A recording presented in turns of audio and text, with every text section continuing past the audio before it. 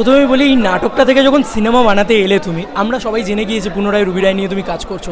তো পুনরায় রুবি রায়কে তুমি যখন ফিল্ম এর আকার দিলে, এই যে সুপার হিরো, এই যে এত কিছু ঘটছে, মানে খুব মাসি কমার্শিয়াল জিদ্দা মানে আমরা এটা বুঝি। তো এটা কিভাবে ফার্স্টে তুমি এই ফিল্ম আঙ্গন কীভাবে করলে? দেখো, নাটকটার জামটা তো খুব ভালো ছিল, যার জন্য আমরা এক্সাইট হয়েছিলাম। এইবার সেটা থেকে সিনেমা করতে গেলে নাটক একটা আলাদা ফর্ম, সিনেমা একটা আলাদা ফর্ম, তাকে তো সিনেম্যাটিক করতে হবে। এবং যেহেতু আমরা একটা মানে ফুল ফেজ ফ্যামিলি এন্টারটেনার বানানোর চেষ্টা করছি, তাই জন্য অনেক এন্টারটেনমেন্ট ভ্যালু এটার আপস্কেল করতে হবে, বাড়াতে হবে। সেই জন্য আস্তে আস্তে একটা একটা করে জিনিস যোগ করতে করতে বড় করা, মজাদার করা, আরও ফান যাতে এই গোটা মুভিটার মধ্যে মানুষ পায়, মজা পায়, সেটার চেষ্টা করতে করতে আমরা এইভাবে এটাকে স্কেল আপ করি। আচ্ছা, এই ছবি জিদ্দার এর আগে প্রিভিয়াস দুটো ছবি প্যান ইন্ডিয়া রিলিজ হয়েছে, তো এই ছবিটাকে তোমরা প্যান ইন্ডিয়া ভাবছো? সেইটা এখনও আমরা ডিসিশন নিইনি, প্রোডাকশন হাউস নেবে, কারণ এর সোলটা খুব একটা বাঙালি আনা রয়েছে এই সোলটার মধ্যে। এবং এর যে কমেডিগুলো রয়েছে, এর যে পাঞ্চ লাইনগুলো রয়েছে, তার সঙ্গে বাংলা সংস্কৃতি না ওতপ্রোতভাবে জড়িত। তো এই যে বাবা তুলে কথা নয়, এটার হিন্দি ট্রান্সলেট কী হবে? তো অনেক যেগুলো বাংলায় মজা পাওয়া যায়, সেরকম কি সেই সংস্কৃতিটা, সেই কালচারটা তো হিন্দিতে আলাদাভাবে পেতে হবে।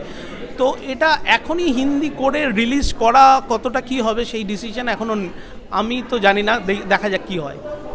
আচ্ছা, রুক্মিণীদিকে আমরা এর আগে দেবদার সাথে প্রচুর ছবিতে দেখেছি, প্রচুর হিট জুটি, তো জিদ্দার সাথে রুক্মিণীদিকে এটা ভাবলে কেন? মানে যেটা হয়ে আসছে সেটাই মানে চলবে সেরকম তো কথা নয়, তাহলে তো আমরা একটা জায়গায় আটকে যাব না। তুমি ডিফারেন্ট জিনিসটা ভাবলে কেন, মানে কীরকম কী কারণে রুক্মিণীদিকে ভাবলে জিদ্দার উপর? জিদ্দা আর রুক্মিণীকে একসঙ্গে দেখতে খুব সুন্দর লাগে, প্রথম কথা। দুজনাই ভালো অ্যাক্টার, এবং এই দুটো চরিত্রের জন্য আমার মনে হয়েছিল এরা দুজনেই বেস্ট। আমরা অনস্ক্রিন একটা ছোট্ট গানের পার্টে দেখেছিলাম জিদ্দা আর রুক্মিণীকে সুইজারল্যান্ডে, সেখানে ওদেরকে খুব ভালো লেগেছিল। এখানে জিদ্দা একটা গেস্ট অ্যাপিয়ারেন্স করেছিল, তো ছবি ছিল। হ্যাঁ, আমারই ছবি ছিল।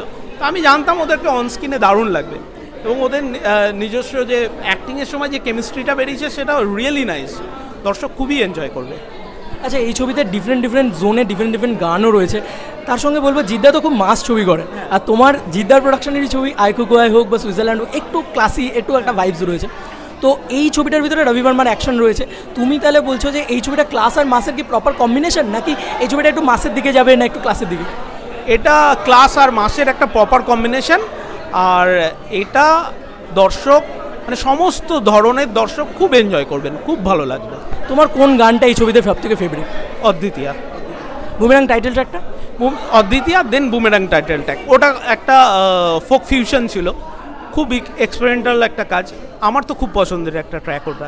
আচ্ছা, এই ছবিতে অ্যাকশন আমরা কতটা দেখতে পাবো? কারণ জিদ্দার অডিয়েন্স আমরা সবাই জানি প্রচণ্ড বেশি অ্যাকশন দেখতে পছন্দ করে, তো অ্যাকশন তো আছে, দেখলে অ্যাকশন ভালো আছে, দেখতে পাবে, মজাদার লাগবে, অন্য রকমের অ্যাকশন।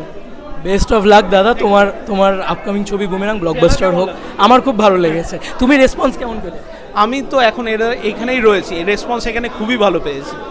তাহলে তোমার মনে হচ্ছে, আচ্ছা আরেকটা জিনিস, এই তোমার ছবির সাথে একটা দারুণ লাইন এসছে, অলরেডি স্লোগান চলছে, তার সঙ্গে বলি প্রসেনজিৎ চ্যাটার্জি, ঋতুপর্ণা সেনগুপ্ত, তাদের ছবির সাথে এই ছবিটা ক্ল্যাশ করছে অযোগ্য, 50তম ছবি তাদের জুটির।